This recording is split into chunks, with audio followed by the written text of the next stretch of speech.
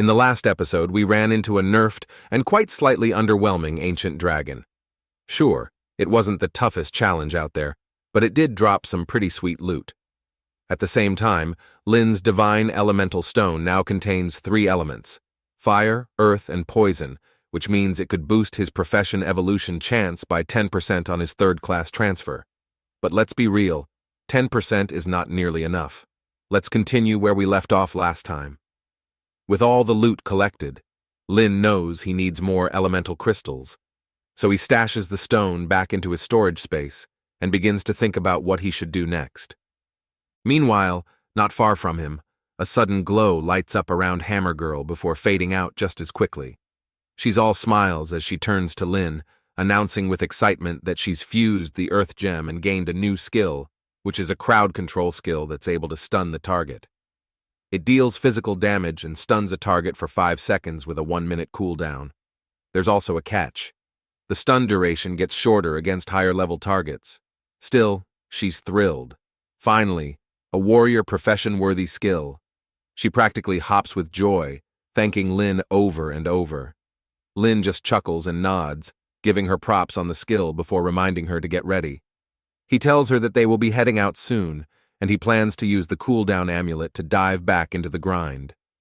In no time, the duo leaves the dungeon and reappears at its entrance. Despite hours having passed, the 3 groups waiting outside still staring at each other, and no one dared to make a move. Lin pulls out the cooldown amulet, resets the dungeon timer, and within seconds, they disappear from the entrance. The brief appearance of the duo doesn't go unnoticed. The female captain of the Gallon Guild began to wonder what they could possibly be up to. Did they clear the dungeon? Or quit halfway? But she's almost certain there are no other exits except the only exit which only appears after defeating the final boss. Was she wrong? Either way, everyone around them is equally baffled, but Captain Zhang, the only one who really knows what Lin is capable of, tells everyone around him in a serious tone to trust in Officer Lin. He scans the faces of the Galen members and warns them that what just happened might have already tipped off the demons and dragons. He tells them to be ready. Next time Lin shows up, the demons and dragons are likely going to attack. Meanwhile, the demons and dragons are not looking too happy. The demons realize that Lin has cleared the dungeon and gone back in, making them feel duped and vowing to strike the moment he comes out. The dragons on the other side are seething, glaring at the entrance. They know they can't allow any human to become an Earth Knight, since they are fully aware that a single divine-level Earth Knight is more dangerous than 3 other divine-level professions combined. It's an ironclad rule passed down through dragons that never allow another human to become an Earth Knight. Meanwhile, back inside the dungeon, Lin and Hammer Girl are standing at the entrance, strategizing their next move. Lin's Mighty Soldiers is still on cooldown for the next hour, which means he can't use it against the final boss just yet. This means the fastest clearing time would end up being 1 hour. This means they'll have fewer chances to farm the dungeon, resulting in less experience and fewer loot drops. Obviously, that's bad news, but an idea sparks in his mind. The dungeon has the flower boss and the firefish. Maybe he can use their corpses to set off corpse explosions against the final dragon boss. The thought of blowing up a boss with its underlings remains oddly satisfying. Lin runs a quick calculation in his head and figures that, combined with his mighty soldiers, they should be able to clear 3 to 4 rounds before the dungeon disappears completely.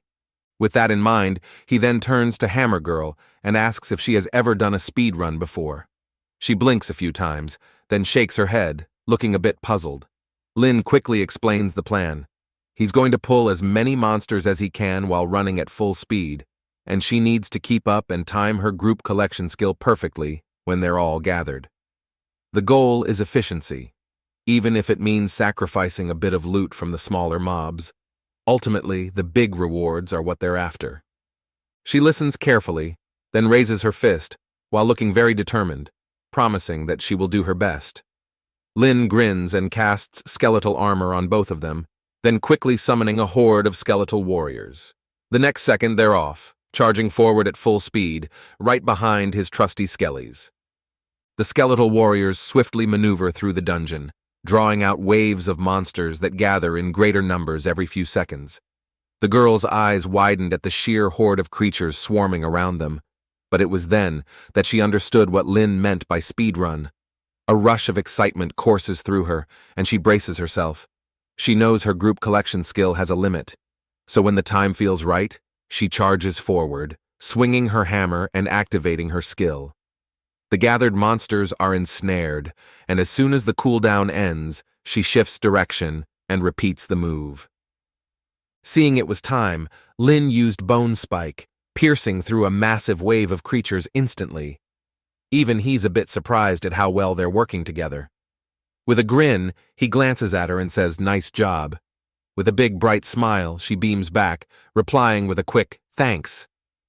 After clearing the first quarter of the dungeon, they make their way to the familiar cliff where firefish begins to rise from the magma. The duo resumes their coordinated effort, taking down the area with similar tactics. Shortly after, the flower boss appeared, and Hammer Girl calls out that she had applied her collection skill on all targets. Lin nods as the skeletal warriors haul the fish corpses toward the boss, and right after he triggers Corpse Explosion.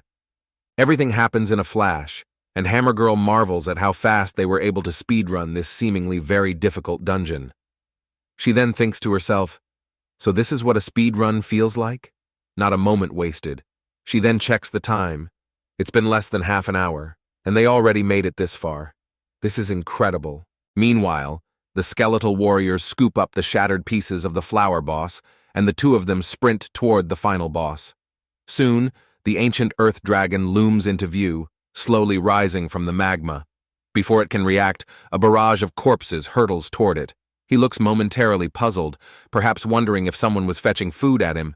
But just then, a thunderous explosion echoed and shook the entire dungeon. However, this alone isn't enough for a one-shot, and the dragon raises a massive foot, preparing to use War Stomp. Lin seizes the chance, casting a slowing curse. The boss resists most of it, but the skill still manages to slow it down enough to buy them precious seconds. Using the Soul Flame, Lin interrupted the dragon's attack just in time. That was all the skeletal warriors needed.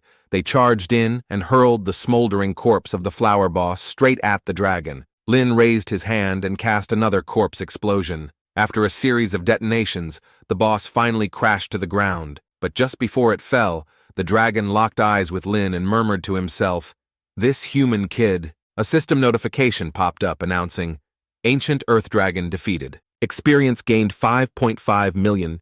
The loot wasn't much different from last time, though the weapon drop was a bow this time. Thanks to our Hammer Girl's collection skill, the reward was doubled. Lin turned to her and said, "Get ready for another round." She blinked a few times, then nodded. At the same time, she couldn't help but think, seriously? This is way too fast for a dungeon run. Moments later, they found themselves back at the dungeon entrance. Lin didn't waste a second. He activated the cooldown amulet, and in less than 2 seconds, they were back inside. Meanwhile, the demons and dragons outside just stood there, utterly dumbfounded. What just happened? Did those two humans pop out of the dungeon and then rush back in? They rubbed their eyes, wondering if they'd imagined it. After all, Lin had only been inside for half an hour. Even Captain Jiang, watching from a distance, couldn't help but exclaim, wondering if this is what Lin's dungeon-clearing speed looks like. He was beyond thrilled. At this rate, they could squeeze in 4 or 5 more runs before the dungeon disappeared. With that, the heart of the earth would be plentiful, and humanity might even witness the rise of Earth Knights again. And before they know it, the duo finished another run. This time, they were even faster than before, leaving the dragons stunned. Wait, didn't they just enter the dungeon? How are they already out? On the other side, the demons watched in furious disbelief. They couldn't fathom how Lin managed to be so quick, but regardless of what happened, they must stop him next time. Captain Jiang could clearly sense the rising hostility between the two sides. He realized they were both teetering on the edge, ready to make their move, but he wasn't worried. After all, they were prepared for this moment too. Time flew by, and before another 30 minutes had passed, this time the run was even faster. They reached the final boss sooner than before. Hammer Girl even remarked that they might break the 35-minute mark, but Lin felt something was off. His eyes narrowed as he spotted the ancient earth dragon standing tall, wide awake instead of curled up and asleep as usual. Even more unsettling, the boss was staring straight at them. She whispered to Lin, her voice tinged with panic. "Why is it awake?" A wave of dread washed over them. Before they could react, a thunderous roar shook the entire dungeon. Something was definitely wrong. In an instant, the force knocked her out cold, shattering her skeletal armor and sent the rest of the skeleton warriors flying. Lin quickly glanced back to check on her. Thankfully, she was unharmed, but when he turned back to the dragon, he found its enormous eyes locked onto him. Hey, human kid, don't you think you're taking this too far? The dragon's voice rumbled, deep and irritated. He followed up by saying humans have a saying which is that things shouldn't be done more than 3 times. He then questioned Lin. Just how many times did he plan to kill him? Lin froze, then quickly piecing everything together. If the boss they had been fighting was a weakened version, then this had to be the true ancient earth dragon. Are you the real one? Lin asked, his tone surprisingly calm. The dragon snorted, nostrils flaring as hot breath blasted out, shattering the last remnants of Lin's skeletal armor. The dragon asked him what did he think, eyes glinting with irritation.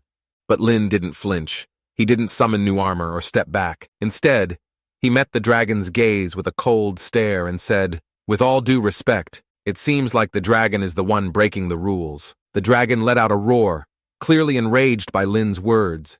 At that moment, a tremor rippled through the ground, and everyone outside felt it too.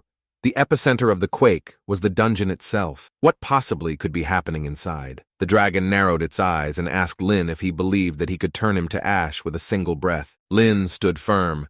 His tone steady replied that a creature as powerful as him shouldn't even exist in a dungeon of this level, however. He was also certain the dragon wouldn't kill him. The dragon's eyes glimmered with curiosity, asking what made him say that. Lin pointed behind him, saying if the dragon wanted him dead, the dragon would have done it already. Matter of fact, the dragon didn't need to blast his skeletons away or knock out his partner. It's clear that the dragon just wanted to make a point. Hearing this, the dragon let out a low chuckle. He called Lin clever, revealing that he just wanted to see who had the nerve to defeat his avatar so many times. The dragon's gaze shifted, becoming more thoughtful. He assured Lin that he had no intention of eating him. In fact, he was here to propose a deal. Lin stayed silent, listening intently, but the dragon smirked, adding that there was no rush. He believed Lin wasn't yet ready to fulfill this deal. Only when Lin reaches the true core of the upper level, then he will be waiting for him. Before Lin could respond, the dragon's massive form began to fade, disappearing in an instant. Lin's eyes widened as realization dawned on him. Could this be the guardian that Moyun mentioned? The one guarding the core area between the upper and middle levels? What surprised him even more was the dragon's intelligence, surpassing even that of the ancient phoenix he once encountered. Just then, the girl stirred, groaning as she clutched her head. "What happened?" she asked, still having a bit of a headache. Lin turns around and tells her that the dungeon has undergone some weird changes and the boss is gone. Her eyes widened in shock, asking Lin if he was okay. He nodded, saying he was fine, then tells her it was time to leave and they got some business to settle outside. Before exiting, Lin suddenly turned to her and asked if she knew what would happen if her group collection skill was used on the demons and dragons. She wondered for a moment, then shook her head, replying she'd never tried it. Lin smirked, telling her that maybe she got to find out, and told her to use it when they were outside. Seconds later, they reappeared at the dungeon entrance, and the scene erupted into chaos. The demons had been waiting, charging at them the moment they appeared. The dragons followed, diving from the sky. Captain Jiang was the first to rush over. He surged forward, casting a group protection spell just as the first wave of attacks struck. The protective barrier shattered under the assault, but before the enemy could break through, the female captain joined him, reinforcing the barrier with her own spell. Lin's gaze turned icy as he watched the horde close in, thinking to himself, well, seems like they all have a death wish.